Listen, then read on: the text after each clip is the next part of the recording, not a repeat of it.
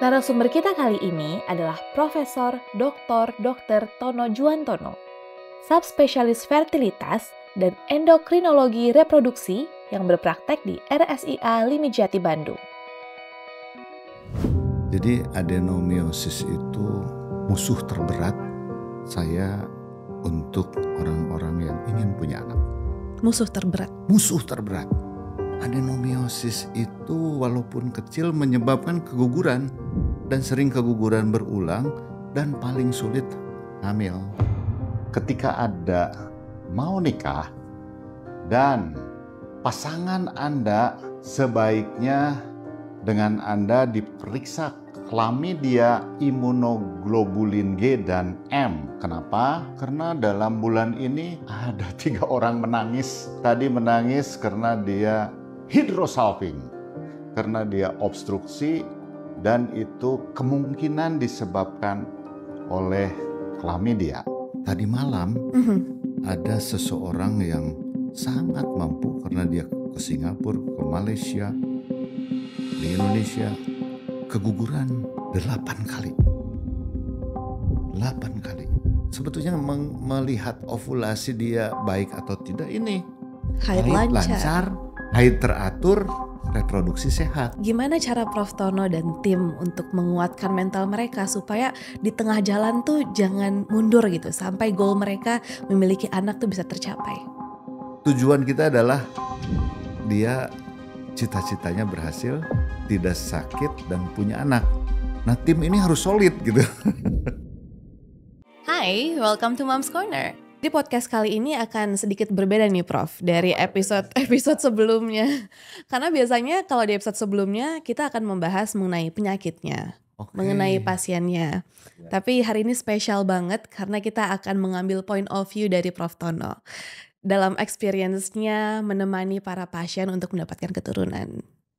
Nah, Prof, saya lihat kan Prof tuh lumayan aktif ya di sosial media, Instagram dan sekarang punya podcast juga. Terus di sana Prof membagikan konten-konten yang sangat informatif, edukatif. Terus kita bisa lihat chemistry antara Prof Tono dan pasien-pasiennya. Boleh diceritain Prof gimana awalnya sampai bisa membuat konten-konten yang bermanfaat seperti itu? Jadi awalnya tuh terima kasih dulu deh Niki, saya sudah diundang di sini. Luar biasa, mudah-mudahan manfaat nih untuk para ibu ya. Amin. Jadi saya mempelajari dari sebuah studi ilmiah. Kemudian juga survei, kenapa sih penyakit yang algoritmanya tuh sama. Endometriosis, adenomiosis, PCOS, saluran tuba tersumbat. Kemudian datang ke kita tapi tidak mengerti apa-apa. Nah, oleh karena itu saya sudah menulis di buku, tapi tidak tersampaikan juga. Mengajar di simposium tidak tersampaikan juga ke masyarakat. Satu-satunya saya harus turun di media sosial agar masyarakat itu menjadi pinter. Karena saya yakin betul kalau orang seperti Niki pinter, mengerti, negeri ini akan lebih cepat majunya. Karena peran seorang ibu itu untuk tumbuh dan kembang anak itu sangat luar biasa. Dan itulah saya bagikan cerita-cerita itu bukan untuk promosi atau apa-apa. Untuk supaya mengerti agar dia datang ke dokter itu sudah mempunyai bahan untuk bertanya secara detail dan mendiskusikan kepada dokternya apa masalah dia gitu. Itu sebetulnya awal mulanya saya membuat di media sosial. Kan agak ada juga pro kontra nih.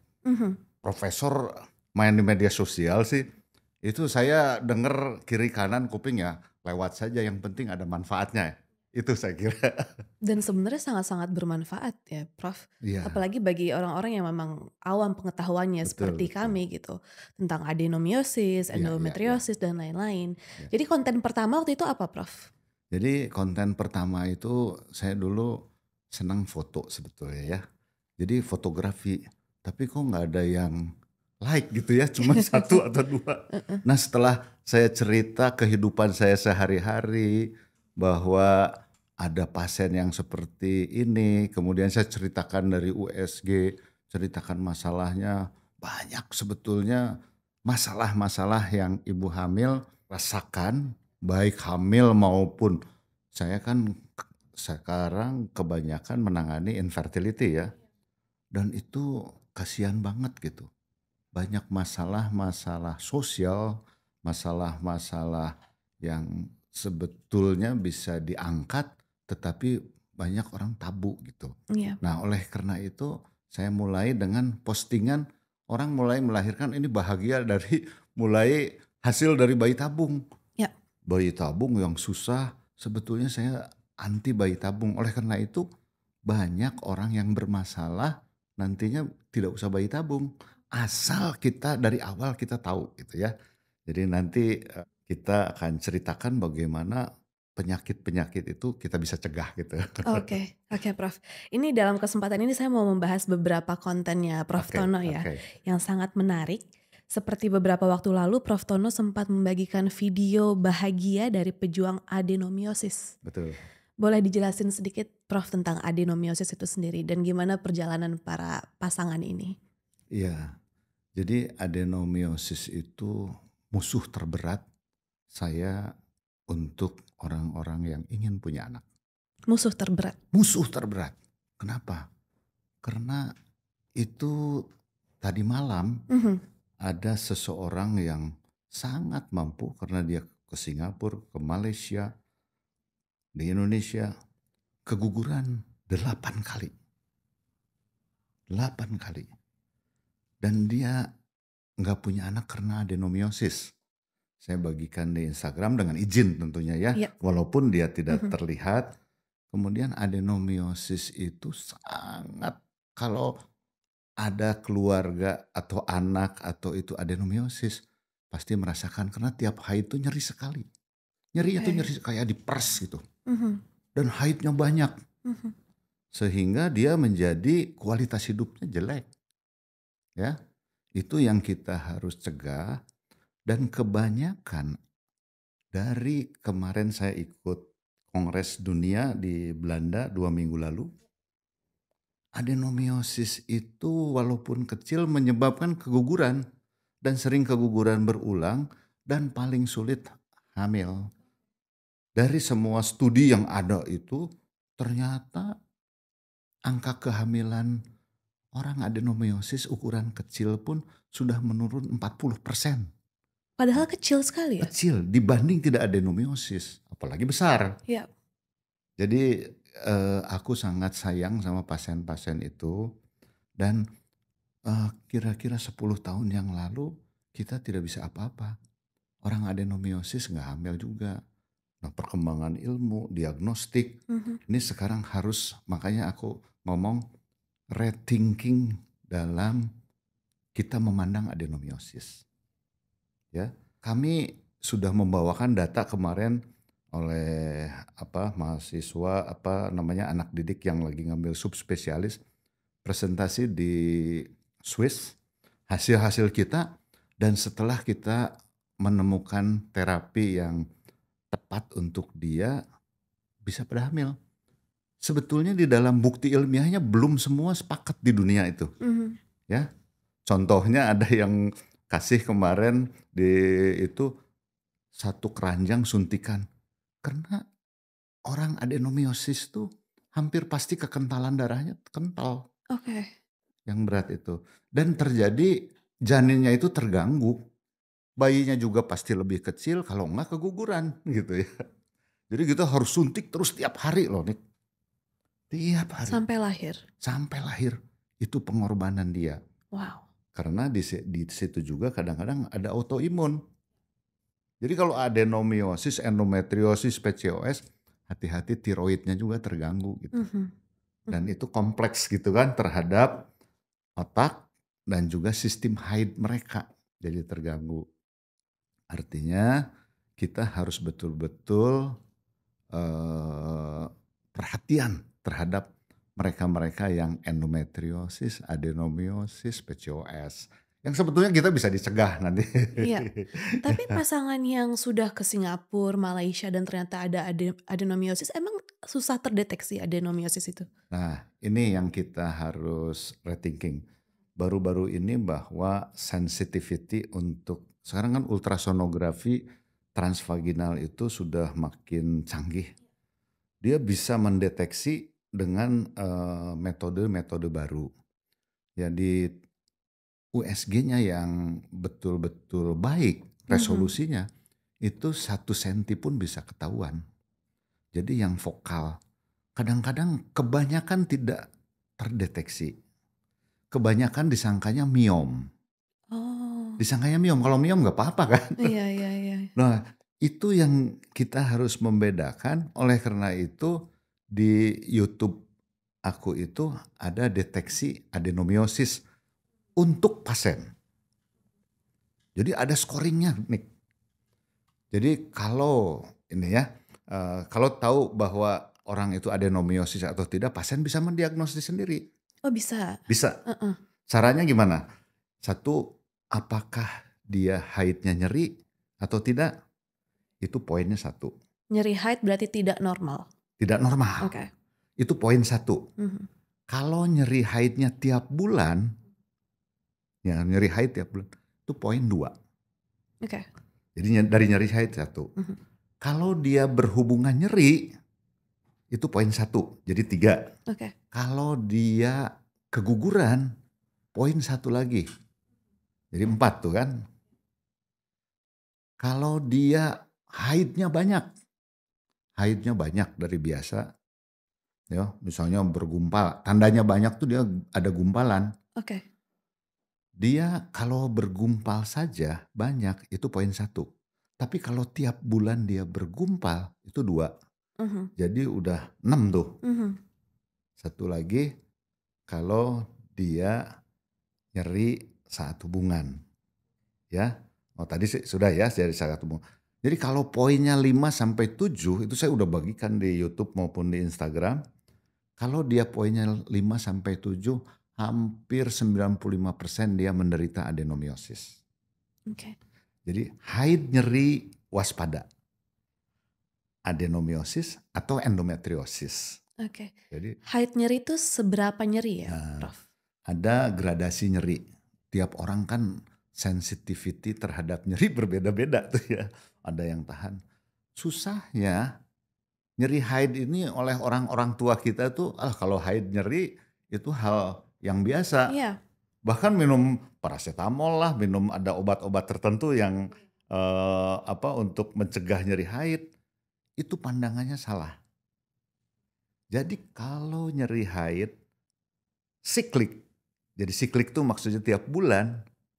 Dan juga dia makin lama makin berat, hampir pasti dia menderita endometriosis atau kalau berat adenomiosis. Oke, jadi itu mungkin bisa self-diagnose di rumah ya? Ya.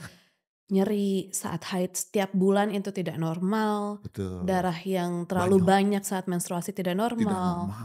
Saat berhubungan sakit itu tidak normal. Itu ya, Prof. Ya. Satu lagi infertility tidak normal. Itu kalau dia infertility nambah 1 poin lagi. Kalau dia keguguran, pernah keguguran, itu nambah 1 lagi. Itu adenomiosis. Oleh karena itu, kalau kegugurannya berulang, hati-hati, salah satunya kemungkinan adenomiosis gitu. Atau endometriosis. Gitu. Dan jika misalkan satu dokter mengatakan tidak apa-apa, harus cari second opinion. Jadi saya kalau ada pasien-pasien begitu, kalau di hampir semua pasien, ketika saya sudah periksa, ini diagnosa kamu ini loh. Ini lokasinya di sini, makanya agak lama konsultasi sama saya tuh. Oh ya. Nah habis itu, kamu boleh second opinion kemana saja. Kemana saja silahkan. Kalau beda pendapat kita discuss dengan dokternya. Jadi karena ini kita harus mengedukasi juga pasien, juga mengedukasi dokter sebetulnya. Iya. Ya. Tapi apakah adenomiosis dan endometriosis adalah penyebab infertility paling tinggi di Indonesia? Ya, dari data yang kita punya, bahwa memang betul masalah kalau kita masuk ke bayi tabung. Oke.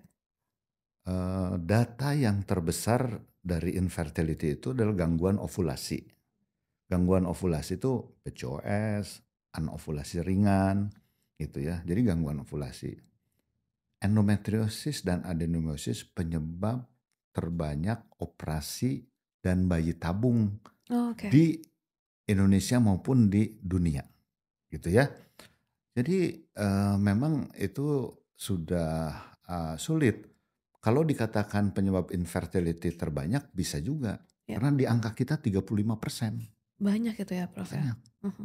Yang di bayi tabung ya, Iya, karena angkanya kita terregister benar gitu ya. Lalu yang dilakukan tuh diobatin dulu atau simpan embrio dulu atau gimana Prof? Nah, jadi kalau kita ini kan melihat seseorang ya, seseorang itu melihat seberapa berat dan seberapa urgent orang ini. Tiap pasangan berbeda Oke. masalah.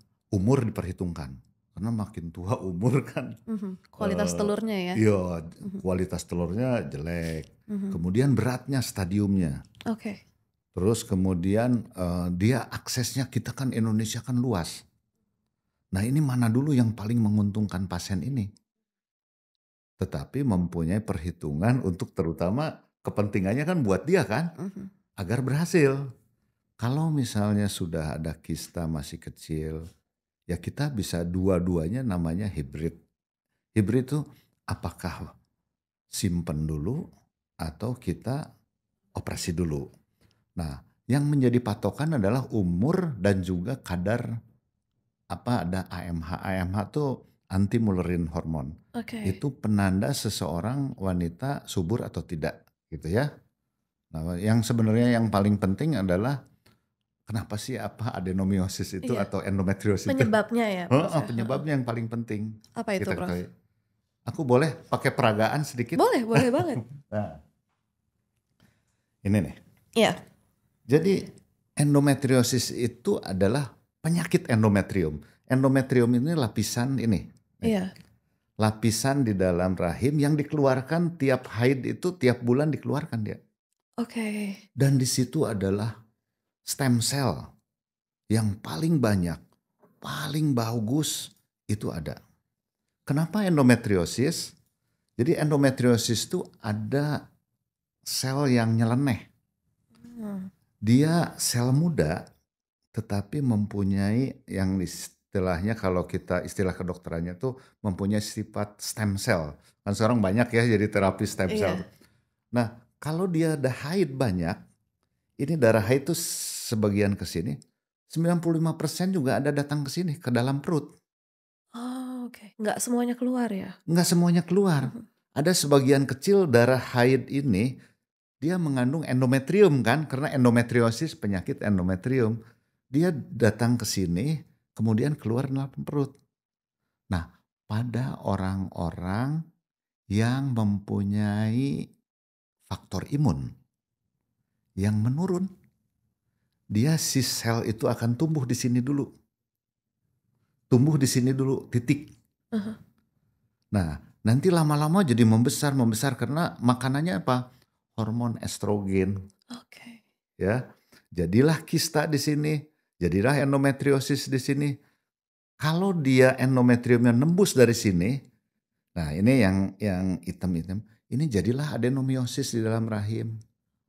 Jadi endometriosis itu adalah sel-sel endometrium yang keluar dan menempel di organ reproduksi, menjadi kista, menjadi adenomyosis kalau ke rahim. Jadi ada di luar rahim. Seharusnya kan cuma di sini saja gitu loh. Nah makanya teori yang banyak di dunia dikatakan bahwa ini teori namanya teori Samson gitu ya. Nah ini adalah penyebab dari endometriosis. Ada sel endometrium, sel yang di dalam lapisan rahim ini yang jalan-jalan kemana tetapi mempunyai gangguan dalam pertumbuhan. Dia aktif sekali tumbuh gitu ya. Nah itu adenomyosis. Endometriosis di luar rahim tapi tidak ini, tapi kalau nembus ke rahimnya itu adenomyosis. Oke. Ya. Nah, penyebabnya apa sampai terjadi seperti itu? Jadi gini, kalau kita lihat seorang wanita itu dia mempunyai gen itu sudah ditentukan. Jadi orang itu Niki sama aku gitu ya. Sebetulnya secara Genome Project itu 99,6% sama. Yap. Hanya ada 6 juta pasangan basa yang berbeda. Nah, berbeda itu membedakan kita rupanya beda, gennya beda. Nah, adenomiosis dan endometriosis itu bukan penyakit keturunan, tetapi gennya itu perubahannya sudah ada dari ibunya. Jadi hati-hati kalau ibu miom, Ya. anaknya kemungkinan miom. Ibunya endometriosis, anaknya kemungkinan endometriosis lebih besar. Ibunya ada benjolan payudara atau kanker payudara, anaknya perempuan ya, anaknya perempuan itu. Apa sih yang menyebabkan? Pola hidup. Again and again. Pola hidup. Epigenetik. Jadi orang setelah nikah itu makin gemuk. Jadi kalau dia gemuk, dia itu estrogennya akan tinggi. Dan itu biasanya ada gangguan anovulasi itu, yang PCOS kan anovulasi yang berat. Sebenarnya tiap orang tuh bisa anovulasi ringan, sehingga estrogennya tuh ada, hormon progesteron antinya estrogen itu nggak ada. Nah dari situ dia akan menjadi pemicu karena estrogen tanpa progesteron.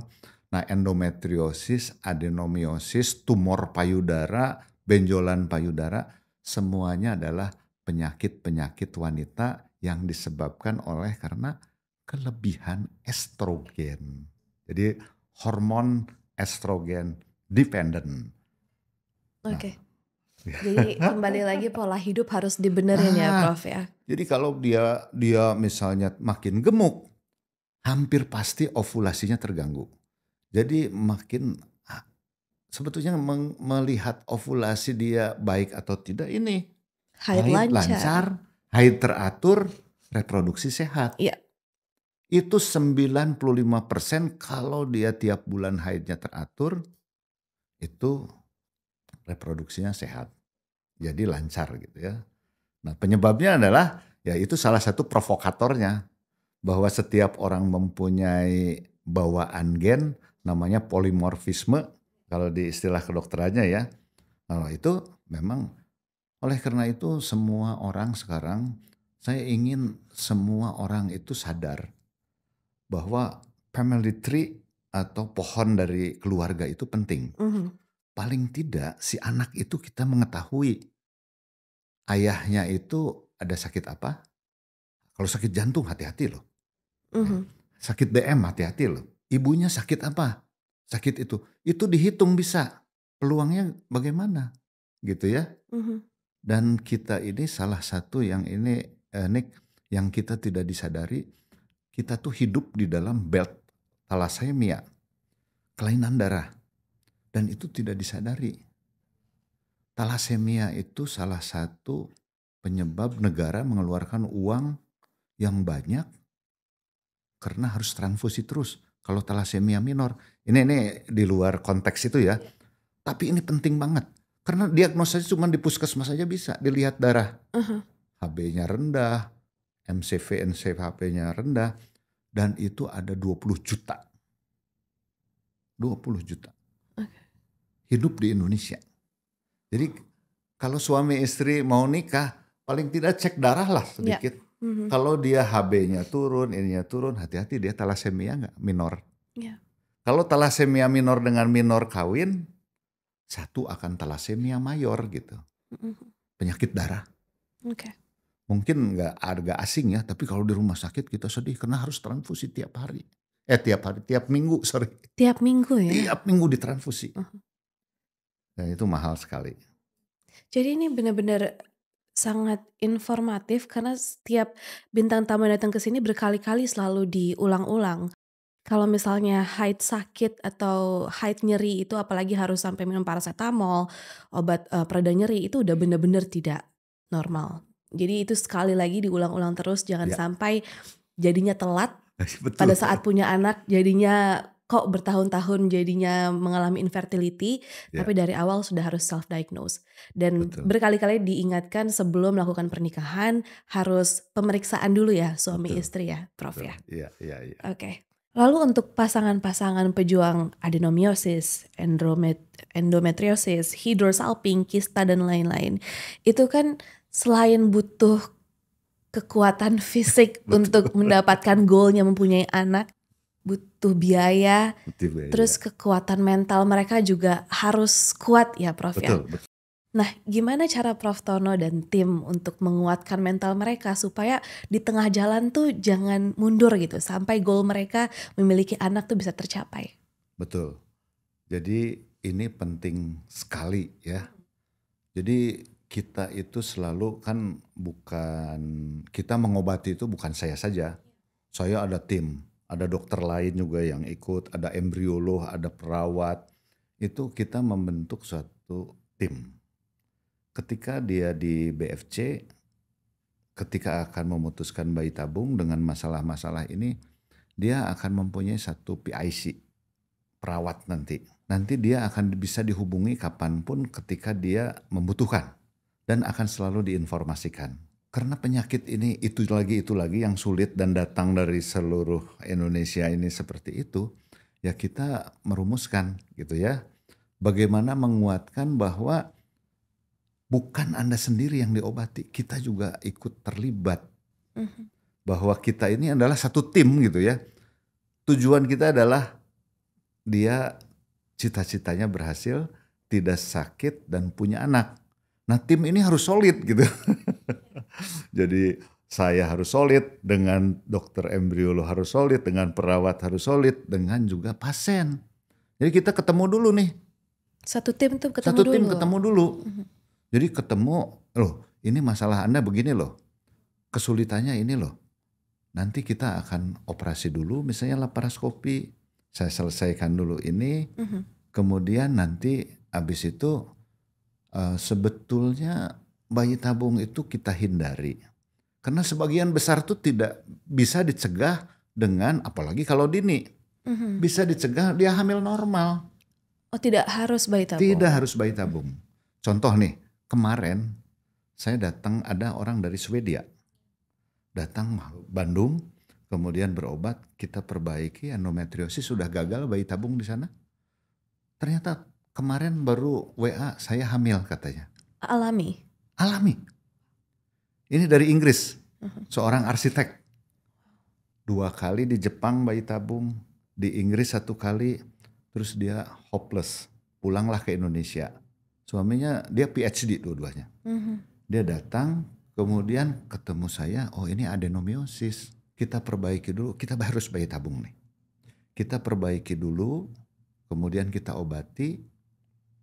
Dia izin, karena mau bayi tabung, saya boleh nggak nengok suami saya 2 bulan di sana? Oke, karena Anda di dalam suntikan.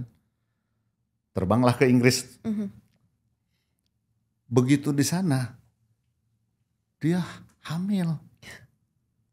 Itu mukjizat ya. Sangat, saya juga agak kaget. Saya hamil sampai dia ada orang kedutaan yang dia datang kasih obatnya, karena untuk di Inggris mau ketemu dokter tuh susah loh. Kayak di Indonesia. Di Eropa tuh susah. Jadi ketemu berjenjang, apalagi pakai asuransi. Saya ada di York, Inggris. Dia teriak-teriak, saya nunggu 6 tahun untuk bayi tabung kalau mau pakai asuransi. Wow. Kalau nggak pakai asuransi, dia bayarnya mahal sekali gitu, mahal banget gitu kan. Jadi hal-hal seperti itu kita kan nggak tahu ya, bahwa dia sudah gagal hamil itu langsung kita kirim obatnya, karena di sana kan susah juga obat ya. Dia minum obat dan juga pulang ke Indonesia. Sekarang udah ada di Indonesia menunggu kelahiran gitu, sudah 5 ya segitulah, 6 bulan lah sekarang. Wow, jadi tidak semua pasien memang harus bayi tabung ya? Tidak. Walaupun ada masalah-masalah reproduksi seperti itu ya? Oke. Tapi jika ada pasangan yang datang ke Prof Tono ingin melakukan bayi tabung, biasanya edukasi apa yang diberikan Prof? Ya. Karena di konten Prof Tono ternyata banyak juga yang ditolak saat ingin melakukan bayi tabung. Betul. Jadi saya tuh sedih. Saya kadang-kadang nunggu mereka nangis di depan saya kalau yang ditolak ya. Ya gimana? Jadi Ditolak benar-benar tidak bisa gitu. jadi gini, ketika akan bayi tabung kita akan bedah data. Karena dia datang kebanyakan kan sudah gagal di mana gitu, ada cerita ini. Terus kita bedah data, kita kan punya algoritma. Karena kami sudah lebih dari 11.000 cycle. Wow. Jadi ada data yang sangat banyak. Jadi data internal itu seperti kita internal evidence, external evidence itu kan di dunia sudah datanya udah lengkap juga.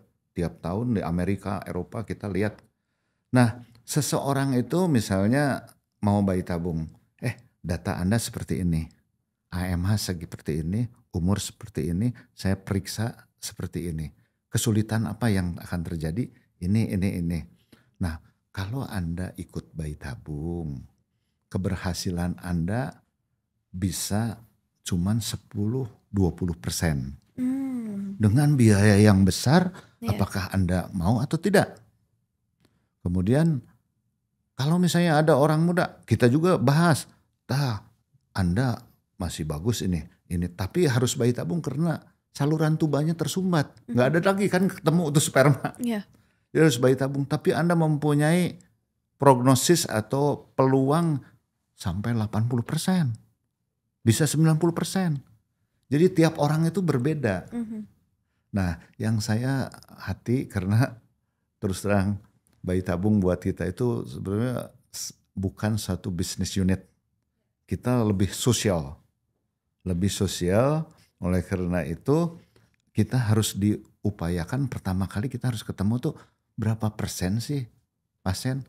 Nah, oleh karena itu saya selalu mendidik pasien ketika Anda ingin bayi tabung, tanyakan ke dokter, ke saya gitu ya.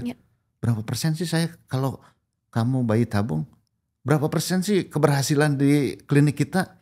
Itu sebetulnya harusnya terbuka. Jadi saya selalu mengajarkan pada murid-murid saya, janganlah profesi ini untuk mencari uang atau materialistis. Bekerjalah kita sebaik mungkin, rezeki itu akan ikut gitu ya. That's really nice. Ya. Oleh karena itu saya kadang-kadang lebih dekat sama mereka karena saya anggap ini seperti anak saya sendiri. Harus kita tolong dengan sungguh-sungguh agar semaksimal mungkin memberikan keberhasilan gitu. Ya itu nggak bisa diungkapkan lah, perasaan itu ketika dia bahagia tuh kita ikut sekali bahagia. Pastinya ya. Pastinya, Prof, iya. Tapi 25 tahun Prof menjadi tenaga medis ya. Iya. Apakah sekarang tingkat infertility di Indonesia semakin tinggi atau gimana, Prof? Ya, jadi ini dari data statistik ya. Infertility di Indonesia itu 12%. Antara range 10 sampai 15%. Pasangan usia subur itu ada 40 juta. Ya. Kemudian wanita usia subur itu ada 70 juta di Indonesia ya. Jadi bayangkan kalau misalnya 10%, artinya ada sekitar 7 juta orang. Ya. Makin lama makin tinggi, kenapa? Karena orang nikahnya juga makin lama makin telat. Oh ya. Ingat, Jakarta ini angka fertility rate-nya rendah. Jakarta. Untuk Jakarta itu sendiri ya? Jakarta. Angka total fertility rate, artinya orang melahirkan di Jakarta itu udah sangat rendah. 1,8. Indonesia itu udah turun 2,1. Bayangkan Singapura, Korea, Jepang udah teriak-teriak. Angka fertility-nya rendah kan? Kita masih udah mulai rendah dari yang harusnya kalau misalnya negara itu akan bertahan. Korea, Jepang itu total fertility rate-nya rendah sekali. Makanya pekerja kita kan banyak ke sana kan. Iya. Kalau ini dibiarkan, sekarang banyak yang wanita karir. Nikah tua. Penyakit hubungan seksual ini juga kemarin aku tadinya tabu. Tapi aku wanti-wanti karena ternyata 30% itu salah satunya penyebab bayi tabung itu hidrosalping itu. Hmm, Dan itu ditularkan melalui hubungan seksual. hubungan seksual. Mhm. Aduh, sedih sekali. Itu penyakit yang tidak terasa, tidak tercium, tidak terapa, tiba-tiba ada hidrosalping. Kalau Mhm. hidrosalping udah nggak bisa apa-apa lagi kita. Harus potong atau tidak berfungsi atau perbaiki, keberhasilannya hanya 15%, berarti 85% harus ikut bayi tabung. Jadi ya inilah, saya terima kasih sekali nih ada podcast Niki ini dengan banyak mengedukasi wanita-wanita Indonesia agar menjadi pintar. Mhm. Supaya ya ini sebetulnya semuanya bisa dicegah kalau kita tahu. Mhm. Nah itu yang paling penting bagi wanita itu ya harus pintar mengenai reproduksi ini sekarang. Mhm. Jadi selain pola hidup berarti karena memang banyak wanita yang nikahnya bisa dibilang telat ya Prof ya? Telat. Oleh karena itu sekarang kita mulai melayani ini Mhm. banking dari sel telur. Oh, oke. Jadi egg freezing. Oh iya. Mhm. Saya ada pasien yang mau kemoterapi, Mhm. kanker payudara. Mhm. Kanker payudara sekarang banyak yang muda loh. Mhm. Dan kita udah kemarin aja ada 3 yang sebelum dia kemoterapi kita egg freezing. Dibekuin dulu sel telurnya. Sel telurnya kita simpen. Itu biasanya berapa lama Prof? Bisa Bisa bertahun-tahun? 5 tahun, 10 tahun, mau berapa tahun pun aman. Dan kita sudah ada yang jadi embrio dan jadi anak ada. Kemarin yang dari Tangerang itu dia cancer, endometrial cancer. Kemudian, wah ini harus dikemoterapi. Kalau kemoterapi kan habis dia. Mhm. Nggak bisa lagi punya anak. Oh, kemoterapi bikin sel telurnya Rusak. rusak. Oh, oke. Rusak. Terus saya izin sama dokter kankernya itu, dokter Ima, boleh nggak saya mau ambil sel telurnya dulu, saya stimulasi atau saya kawinkan? Oh bolehlah, 1 kali dikawinkan. Jadi ketika dia sebelum kemo, saya ambil dulu sel telur, kawinkan, ada embrionya. Mhm. Saya tanam 2 jadi kembar. Wow. Dari Tangerang nih, Mhm. dari Tangsel. Ya alhamdulillah sekarang sedang kemoterapi gitu. Mhm. Tapi dia tidak bisa menyusui kan Ya. mungkin ya. Mhm. Nah itu hal-hal yang dokter kanker payudara. Mhm. Kita sudah kerjasama. Ada yang muda belum nikah, kemudian atau sudah nikah egg freezing. Jadi di kami sudah ada beberapa ya belum memasyarakat, tetapi ke depan kita harus memberikan layanan itu untuk orang-orang yang bisa kita tolong. Ya. Jadi Mhm. bisa egg freezing, jadi tissue banking dari ovarium juga sekarang sudah mulai berkembang yang dikembangkan oleh Profesor Budi Wiweko nih. Sekarang ada di Indonesia udah mulai ada ahli-ahlinya gitu untuk menyimpan ovarium supaya tidak menopause dini. Kan abis di kemoterapi bisa menopause dini, tersiksa juga. Oke. Jadi itu bisa menjadi jawaban bagi para wanita yang memang memilih untuk menikah Lama. nanti ya, gitu. Mungkin nggak sedikit lah ya Prof, banyak sekali wanita yang memang ingin menikah nanti. Cuma kan kualitas telur kan bisa kita ketahui lama-kelamaan jadi semakin berkurang Betul. dan tidak baik gitu ya. Jadi Betul. lakukanlah egg freezing, itu bisa menjadi option ya Prof. Option. Gitu. Ya, karena best quality telur tuh sekitar umur berapa untuk perempuan? Ini pertanyaan yang penting sekali. Iya. Ya. Jadi kalau best quality itu adalah 20-30 tahun. 20-30? Itu paling bagus. Hmm. Ya, paling bagus. Jadi 20-30 tahun tuh paling bagus. 30 ke 35 bagus, tapi 35 mulai menurun. Menurun as in berkurang? Berkurang jumlahnya, Mhm. berkurang kualitasnya. Oke. Mulai 35 drastis. Begitu 40 ekstrim. Oke. Ekstrim. Mhm. Baik kualitas genetiknya. Jadi di situ ada dalam sel tuh ada telomer. Telomernya tuh memendek. Mhm. Dan ini potensi untuk cacat bawaan, untuk abortus, Mhm. untuk kelainan gen. Namanya aneuploidy gitu ya. Jadi kalau Niki mau tahu Mhm. dari orang 40 tahun kenapa dia sering gagal bayi tabung? Orang 40 tahun kalau mau satu embrio yang bagus itu perlu sekitar 30 sampai 35 sel telur. Bayangin coba Saat opu. saat opu. Padahal jarang yang punya segitu. Ini penelitian meta analisis di dunia loh, bukan saya yang ngomong ya. Mhm. Jadi itu hanya satu. Oleh karena itu yang tadi Niki katakan ketika usianya sekian, AMH-nya sekian, saya selalu bernegosiasi dulu dengan dia, Anda nih mau kemana? Bukan kita materialistis, kalau uangnya bisa digunakan yang lain, Mhm. udahlah nggak usah ikut ini. Karena Iya. kemungkinan gagalnya besar. Mhm. Kan kasihan gitu loh. Mhm. Ya. Nah, tapi sering juga nih Prof, ada cerita pasangan sudah melakukan pemeriksaan Ya. kemana-mana, tapi dokternya mengatakan unexplained infertility. Nah, kalau udah dokter mengatakan hal itu, langkah apa yang harus diambil? Ya, unexplained infertility itu adalah infertilitas yang tidak terjelaskan karena pemeriksaan standar itu baik.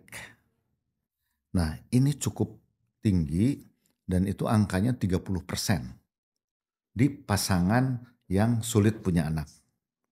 Mhm. Tetapi ketika kita pemeriksaan lebih lanjut, bisa kita terangkan, jadi explain gitu ya. Iya. Nah, apa sih yang paling banyak di kita dari penelitian yang kita lakukan Mhm. bahwa unexplained infertility itu kebanyakan karena gangguan ovulasi tadi. Mhm. Ya, seperti PCOS ya, diterangkan orang kan tahu PCOS orangnya gejalanya ini. Tapi itu ada yang namanya fenotip. Fenotip itu ada 4 bentuk yang ada di dunia sekarang. Mungkin nanti bertambah. Ada juga PCOS tuh yang teratur. Mhm. Ada juga yang ovulasinya tuh misalnya sebulan ini telat, sebulan ini enggak. Tapi haid seperti teratur atau 35 hari. Mhm. Walaupun haid itu normal 24 sampai 38 hari, orang Indonesia kalau di atas 33 hari haidnya itu biasanya agak sulit untuk telurnya itu keluar. Oke. Jadi agak beda memang tiap ras itu beda. Mhm. Jadi kita harus punya data sendiri walaupun ada panduannya dan itu menjadi kuncinya. Mhm. Nah kuncinya apa? Kuncinya kebanyakan yang paling sederhana adalah naiknya berat badan. Andaikan Mhm. wanita nikah nih ya. Terus berat badannya naik 10%, hampir pasti itu ada gangguan. Mhm. Oleh karena itu di konten-konten saya itu kan pola hidup gitu ya. Iya. Kembali lagi kepada unexplained infertility, itu sebetulnya bisa dengan pengobatan-pengobatan sederhana. Yang pertama memperbaiki pola hidup akan menyelesaikan sebagian besar. Yap. Terus yang kedua bisa juga pengobatan sederhana, inseminasi atau tidak usah bayi tabung gitu. Inseminasi dulu ya. Inseminasi dulu dan itu indikasi utama inseminasi justru pada yang unexplained Oke. infertility. Nah sekarang saya punya angka. Kalau unexplained infertility mempunyai riwayat agak nyeri haid, ada kita curiga-curiga, itu ternyata kita temukan kalau kita laparoskopi 80% tuh ada endometriosis. Jadi explain. Jadi explain, Mhm. tapi endometriosis bukan kista. Jadi endometriosis yang nempel di rahim. Dan endometriosis itu penyakit imun. Mhm. Kalau dia endometriosis di satu orang itu bisa dia imunnya itu mencegah sperma. Jadi sperma si suami itu diserang sama sistem imunnya si wanita itu Jadi gitu nggak loh, ketemu salah ya satu Prof? nggak ketemu. Begitu diselesaikan itunya, ya selesai lah gitu ya. Oke. Jadi unexplained infertility biasanya dari basic pemeriksaan ya Prof ya. Betul, Tapi kalau diperiksa lebih lanjut jadinya explain dan bisa, disembuhkan sumbernya, insya Allah insya Allah. bisa Ah, goal ya. Ya. Oke, Prof. Nah, setelah bertahun-tahun menjadi praktisi kesehatan nih, sebenarnya ya kita ingin tahu Prof, tantangan terbesar Prof Tono dan timnya Prof Tono dalam merawat pasangan melawan infertility itu apa sih Prof? Ya, Dari point of view Prof Tono. ya. Satu, sebetulnya setiap wanita itu makanya harus pintar. Ada nggak indikasi dia gangguan? Mhm. Ketika dia ada dua sih. Satu, lama dia tidak hamil. Ketika hubungan teratur, tidak hamil, segera ke dokter. Kemudian yang kedua, ketika usianya di atas 32, 35, itu lebih cepat lagi. Gak perlu nunggu 1 tahun. Kalau 35 semua di dunia itu 6 bulan kita udah anggap infertility tuh. 6 bulan aja 6 ya? bulan saya udah cukup. Jadi faktor umur itu menjadi hal yang sangat penting. Oke. Ya. Nah, jadi pasangan itu harus tahu apa masalahnya. Kan kita data yang ada, kemudian kita periksa, kita ini. Jadi dalam 1 hari pertemuan itu 90% akan terkuak. Oke. Penyebabnya apa? Apalagi kalau dia bawa data spermanya. Nah, jangan lupa selalu disalahkan wanita. Sperma itu saya baru nulis di editorial majalah Indonesian Journal dari Obstetric and Gynecology. Ya, nanti saya bagikan dari perspektif laki-laki. Oke. Itu 40% sekarang laki-laki makin lama makin meningkat gangguan sperma nih. Oke. Jadi kita kan ngomong wanitanya terus nih. Laki-lakinya itu juga sekarang banyak kelainan. Yang paling mudah kan sebetulnya periksa sperma dulu. Oke. Begitu spermanya kelainan, nah ini udah 1 poin nih kita lihat. Tinggal kita istrinya baru.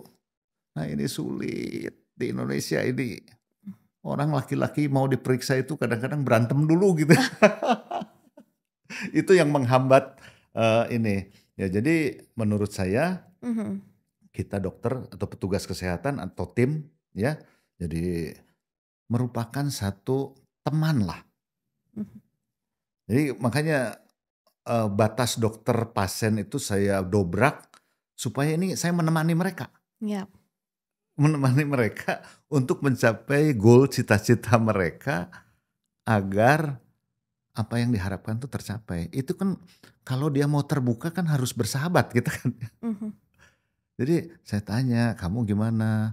Kadang-kadang juga berhubungannya gimana? Oh yang satu kerja lagi pulang capek. Enggak berhubungan. Sama berapa kali berhubungan gitu ya. Ada beberapa hal yang disembunyikan ketika kita tidak membuka komunikasi. Oke. Jadi communication skill itu buat dokter ini penting banget. Untuk menggali mereka. Karena kadang-kadang itu kalau misalnya formal saja ya nggak bisa kebuka gitu ya. Jadi saya harapkan ini untuk teman-teman saya dokter juga semuanya. Ya kita harus membuka diri agar mereka nyaman dengan kita menyampaikan masalahnya. Ternyata banyak yang masalah mereka kadang-kadang simpen, kita nggak gali gitu. Iya, ini ngomongin soal komunikasi banyak banget loh Prof. Iya. Di Instagram Prof Tono, orang-orang yang berkomentar, jika objin saya dulu cara penyampaiannya seperti Prof Tono, mungkin saya tidak akan sehancur ini. Dan benar aja sih cara komunikasi Prof Tono tuh sangat memberikan energi positif kepada para pasiennya. Tapi kalau Prof dikasih kesempatan untuk membalas komentar tersebut, what would you say? Iya. Aduh, apa yang saya katakannya tadi. Jadi kita ini sebagai manusia harus bermanfaat dan harus saling tolong menolong. Yap. Nah, apa yang harus saya katakan kepada mereka, jadilah sahabat dengan dokter itu. Bukalah komunikasi. Karena Nick, saya berhasil menyelamatkan orang yang mau bercerai itu banyak. Wow. Gara-gara dia mau bercerai karena tidak punya keturunan. Itu kan gak ada di bukunya. Gak ada di evidence-nya. Tapi kenyataannya ada. Pressure dari keluarga, pressure dari orang tua, pressure dari mertua. Itu luar biasa. Jadi ada orang yang seperti itu sampai mau bercerai, saya tahan. Sampai satu cerita itu saya suka undang ke rumah. Wah ini ribut nggak mau. Ribut di depan saya berantem gitu ya. Ya kita nanti kapan ada santai kamu kontak saya, ada asisten kan. Kita ngopi saya gali cerita. Itu komunikasi. Kita gali, saya bikinin kopi di rumah kan saya senang undang ke rumah tuh ya. Pasien-pasien diundang ke rumah? Saya undang ke rumah kalau bermasalah. Oke. Ya kalau bermasalah sampai ini saya pikir akan berbahaya buat mereka. Dan mereka itu sampai saya, maaf dan tanda petik tidak boleh. Ayo taruhan, kalau saya kerjakan terus ini nanti berhasil, kamu yakin rujuk. Sekali ini, saya dikasih kesempatan sekali.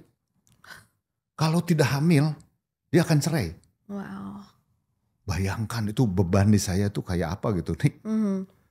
Jadi saya berjuang itu sama teman-teman. Ini hati-hati loh, saya ingin ini berhasil. Apapun akan saya kerjakan, atau kan kalau dia tidak mampu kadang-kadang kita subsidi gitu ya. Kita subsidi gitu. Nah setelah ngobrol di rumah punya anak, ada orang yang sekarang ketika ketemu saya selalu meluk dia. Suaminya. Itu orang itu luar biasa sekali. Sebetulnya di istrinya ada kelainan tapi tidak seberat kelainan suaminya. Yang nyuruh cerai adalah mertuanya, ibunya suaminya itu. Aduh saya bilang tuh. Dia belain. Coba bayangin. Wanita itu sangat mulia. Dia membela bukan anaknya yang sangat kelainan. Sayalah yang kelainan. Kamu gak boleh begitu saya bilang tuh. Kamu cerita aja itu yang berat suaminya kok. Gak bisa gitu ya. Nah itulah kadang-kadang mulianya satu orang wanita untuk melindungi suaminya. Yang menurut saya, aduh saya juga sampai teremosi gitu ya. Kok kamu begitu saya bilang tuh. Ya dok, saya menghargai suami saya. Bayangin ada seorang wanita yang semulia itu gitu. Akhirnya punya anak dan sekarang seperti anak dengan saya hubungannya. Hubungannya masih selalu baik sampai sekarang? Selalu. Dan orang-orang seperti itu kemanapun tidak pernah lupa. Kalau Niki lihat Instagram saya ke kota mana itu selalu. Kemarin ke Kupang juga ada yang mau ketemu saya. Terus itu kebahagiaan dari kita, dari komunikasi itu selalu. Lalu ketika berhasil Prof, terus bayinya lahir, gimana sih perasaan Prof Tono? Sangat-sangat betul-betul kejadian-kejadian luar biasa. Melihat suami keluarganya, kan kita selalu berbagi foto. Saya itu kan suka minta asisten memfoto dia. Saya lihat ekspresi mereka itu luar biasa. Karena kebahagiaan saya itu, salah satu definisi bahagia buat saya itu adalah ketika saya bisa membahagiakan orang lain dan saya ikut dalam prosesnya. Wow. Itu kebahagiaan yang hakiki yang saya rasakan dalam menjalani profesi ini. Ya, ada beberapa kasus yang secara bukti nggak mungkin juga ada satu di dunia atau dua. Karena saya tadinya mau tulis ya. Kebetulan dari pasangan ini dari sekolah di Amerika. Kemudian dia bayi tabung karena ada endometriosis dan juga saluran tubanya tersumbat. Kemudian saya bayi tabung dan ini masih family gitu ya. Yep. Saya bagaimana bebannya? Saya tanam 2 kembar. Karena orang Jakarta kan. Masuk di rumah sakit, salah satu rumah sakit di Jakarta. Pecah ketuban. Umurnya 15 minggu. Yang satunya, nggak mungkin di dunia kedokteran itu kita mempertahankan. Harus dikeluarkan dua-duanya nih. Padahal yang satunya masih bertahan. Masih bertahan, masih bagus, yang satunya nggak mungkin. Dia nangis, datang, tadinya tangannya di sana. Di rumah. Ah nggak mau, saya ngomongnya ke saya saya mau ke Bandung saja. Saya nunggu, itu ada di ceritanya di YouTube, saya ada tuh. Iya. Di YouTube Dokter Tono tuh ada. Mm-mm. Saya tunggu, kemudian ini apa? Dan mungkin dia agak sulit lagi kalau saya bayi tabung pun punya anak gitu ya. Mhm. Jadi saya mikir, saya lihat review di dunia. Hanya ada satu dan itu pun gak bertahan lama. Terus saya satu kali, aduh Tuhan, kebetulan hari Jumat gitu ya. Mm-mm. Saya berdoa, kemudian saya kasih petunjuk karena dengan suaminya saya ajak datang itu pas mau Jumatan. Oke. Dia datang ke rumah sakit pas Jumatan, kita Jumatan dulu. Saya udah titip sama asisten saya yang non muslim gitu ya. Iya. Dibereskan, saya Jumatan, kita berdoa yuk. Wah. Tapi saya lapor direktur dulu, lapor komite medik, saya akan melakukan di luar prosedur. Wow. Di luar prosedur. Mhm. Kemudian saya obatin, saya rawat, saya jangan ke Bandung, terus jangan ke Jakarta dulu. Ada di hotel di sekitar situ, kemudian di rumah, sampai lahir. Aduh itu bahagia sekali saya. Dan sekarang anaknya apa? Sangat aktif. Namanya Air dan juara di kelasnya. Itu prosedur itu first time di Indonesia? Ya, di dunia ada satu.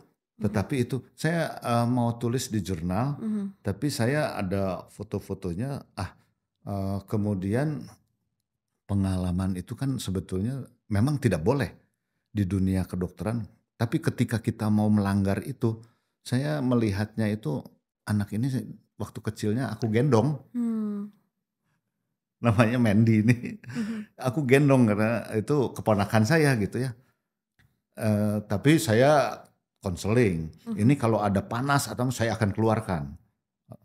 Kemudian ketika ada komplikasi saya akan keluarkan. Saya awasi tiap hari, saya lihat. Kemudian saya jahit rahimnya. Ini jangan diikuti ya. Jangan diikuti. Karena ini di luar prosedur. Ya? Berbagi pengalaman saja. Itu tidak dalam prosedur. Tapi sampai 37 minggu kurang dia lahir sehat. Ya itu saya sangat sujud syukur, berterima kasih.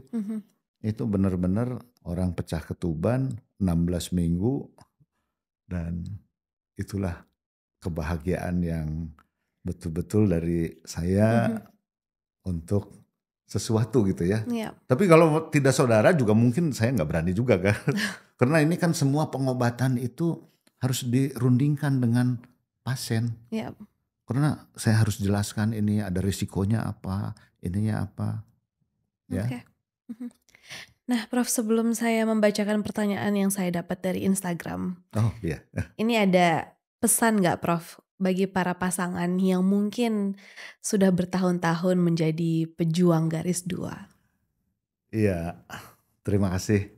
Ini pesan buat mereka itu, semua pun dalam usaha itu tetap berusaha dan berdoa. Tapi satu ada poin yang paling sangat signifikan adalah pertama kerjasama antara suami istri. Itu harus solid. Jangan saling menyalahkan. Kemudian yang kedua perbaiki pola hidup. Kalau bisa pada berat badan ideal, kalau bisa. Kalau dia obesitas, saya pun sering tolak dulu. Mungkin baru baru kemarin tuh ada 2 orang, Anda jangan masuk dulu. Saya akan konsul dulu ke dokter gizi, coba Anda mindset Anda rubah dulu. Karena Anda 94 kilo. Kemudian nggak mungkin dengan obesitas kita lakukan, kalau tidak hasil akhirnya kurang jelek, akan jelek dan obesitas. Mungkin kalau Anda perbaiki pola hidupnya, di Instagram itu banyak yang mengikuti memperbaiki pola hidup, olahraga dan itu hamil sendiri.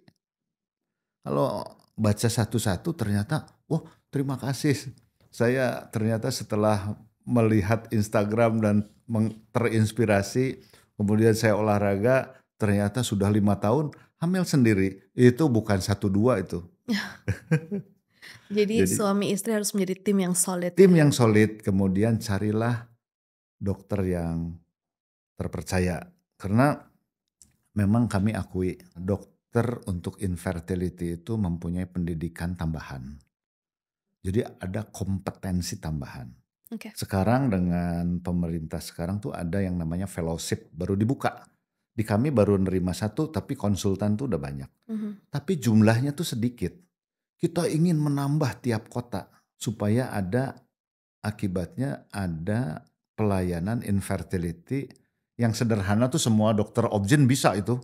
Tapi ketika ada kompleks kelainannya, ini mempunyai keahlian atau kompetensi khusus kalau di kami di kedokteran itu. Dan itu harus sekolah 6 bulan. Oke. Kalau ada ujungnya K itu SPOGK itu 2 tahun nih sekolah lagi. Ya, kami pun dulu untuk infertility harus 2 tahun. Kak itu Sekarang subs fertility ya? ya, Kak itu?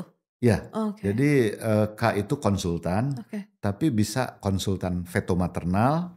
Nah, mungkin Niki pernah di 4D ya? 4D, bukan 4D, pokoknya untuk melihat cacat bawaan. Yap, yap. Itu feto maternal tuh mengurus bayi. Oke. Ada konsultan fertility dan endokrinologi, kami ini untuk infertility. Oke. Ada konsultan khusus uroginekologi, khusus saluran vagina dan lain sebagainya, rejuv dari vagina. Ada konsultan onkologi. Jadi kanker, tumor ya mereka lah yang ahli, paling ahli. Itu 2 tahun pendidikan. Untuk mendapatkan huruf K itu 2 Untuk tahun 2 ya? tahun. Luar biasa, Prof. Berhenti praktek. Ya itu pengorbanan lah. Iya. Tapi jadi ada kompetensi tambahan gitu ya. Jadi mencarinya dokter yang SPOGK ya. Ya kalau sudah kompleks Kalau sudah gitu ya. kompleks ya. Kalau sudah kompleks, sebetulnya kalau sederhana di semua SPOG bisa, Ya. tetapi ada batasnya. Oke. Kalau misalnya 6 bulan, 1 tahun nggak kunjung juga, Anda harus cari klinik yang khusus fertility. Anda harus cari dokter yang khusus menangani fertility. Karena makin lama umur itu kan makin bertambah. Terus penyakit juga endometriosis itu makin lama makin susah gitu. Oke. Ya. Oke, Prof. Ini ada Instagram question ya, Prof ya. Dari @agnesias. Prof izin bertanya, saya tidak tahu apakah ini berkaitan dengan tema atau tidak. Tapi pertanyaan saya, persiapan apa yang harus dilakukan jika telah terjadi keguguran? Dan penyebab pasti dari keguguran itu apakah bisa terdeteksi? Ini mungkin memang out of topic, cuma ini menjadi pertanyaan saya juga sih, Prof. Saya bulan Januari kemarin keguguran juga. Pada saat usia kandungan 7 minggu. 7 minggu Tapi belum ada janin. detak jantung. Ya. Jadi mungkin ini menjadi pertanyaan juga, sebenarnya penyebab terjadi keguguran itu apa? Ya, jadi penyebab keguguran itu harus kita bagi ya.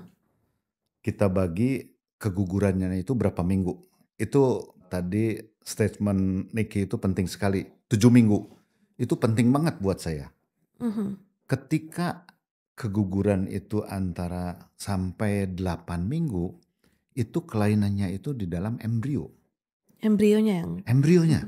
Jadi namanya aneuploidy. Jadi memang genetiknya nggak bagus gitu ya. Genetiknya nggak bagus. Nah ini kan kalau normal kita, kalau bayi tabung kan bisa dilihat tuh genetiknya gitu ya, salah satunya. Nah kalau 8 sampai 10 minggu, 12 minggu, itu biasanya kelainannya itu selain genetik juga kelainan hormonal, metabolisme dan lain sebagainya. Itu ada. Ya. Di atas 20 minggu itu rahim. Ya, rahimnya. Jadi dari penyebab tadi bisa kita deteksi kegugurannya itu berapa minggu untuk mencari tadi penyebabnya katanya ya. Nah, sekarang kalau secara general paling sering apa sih penyebab keguguran yang kita tidak sadari kalau berulang itu satu adalah kualitas oosit atau kualitas sperma bahkan. Ya. Nah, itu tiap bulan itu si sel telur tuh belum tentu dihasilkan yang baik. Kalau dia telat sekian hari terus ovulasi, telurnya terlalu tua, jelek. Padahal dia masih muda kan. Ya.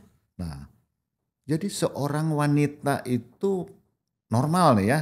Misalnya Niki dan suami ini kan normal. Peluang hamil setiap bulan itu 17-18%. Oke. Hubungan teratur. Setiap bulan. Artinya kalau setahun kan seharusnya udah 100% kan. Kalau setiap bulan 17%. Tapi tidak 100%. Ternyata 85% kalau setahun. Nah jadi keguguran itu salah satu yang sering itu adalah PCOS. Ya. Karena kualitas telurnya kurang baik kadang-kadang. Kemudian ada endometriosis juga salah satu. Dan yang sering dilupakan makanya saya nulis ada di YouTube saya sebetulnya topik ini secara detail saya kemukakan baru beberapa minggu lalu tayang. Itu membahas semua kelainan penyebab dari keguguran. Dan adenomiosis itu keguguran yang tersembunyi yang di kita ini sering dilupakan. Pasien kan nggak ngerti. Nah dokter saya ini buat dokter juga kita harus bahu-membahu mendiagnosa adenomiosis secara dini gitu. Dan itu perhatikan. Ternyata itu penyebab keguguran berulang yang kita harus pertimbangkan gitu ya. Itu. Jadi mengenai keguguran bisa langsung dicek di YouTube-nya. Di YouTube, ya. Dr. Tono ya. Dr. Tono. Oke. Itu. Terima kasih Prof. Yang kedua dari Ed Saf. Saya belum menikah usia 26 tahun. Oke. Menstruasi sakit dan dia didiagnosis endometriosis, lalu diresepkan pil KB. Ya. Apakah tidak apa-apa masih gadis minum pil KB? Karena rumor di masyarakat kalau belum menikah minum pil KB akan sulit punya anak nantinya, Prof. Jawabannya tidak apa-apa. Oke. Jadi tidak apa-apa. Sebetulnya kita ini kan punya hierarki kalau kedokteran itu pengobatan itu hierarki evidence ya. Jadi first line-nya itu salah satunya pil KB. Antara progestin cuman progesteron saja dengan pil KB itu adu kuat itu sama efektivitasnya. Tapi pil KB lebih murah. Jadi kita juga selalu berikan pil KB apalagi dia belum nikah. Justru boleh. Ada banyak yang pasien-pasien itu kasih pil KB tapi on off-nya itu 3 bulan. Karena di kita tidak ada pil KB yang 3 bulan sekali haid. Jadi kalau Anda si gadis ini yang bertanya nih ya, mau aman sebelum nikah karena dia nyeri kan endometriosis, untuk nyerinya itu pil KB itu kan di dalam pil KB itu ada yang putih-putihnya namanya placebo tanpa hormon. Jadi kayak permen lah itu. Ada 6 atau 7. Itu dibuang.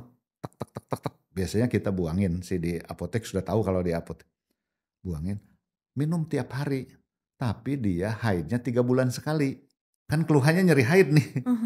Terus itu menyelamatkan juga kesuburan dia. Kalau di Amerika, Eropa ada pil KB yang 3 bulan sekali. Kalau di kita kan tiap bulan hanya 1 cycle gitu ya. Itu sangat efektif. Dan untuk gadis nggak perlu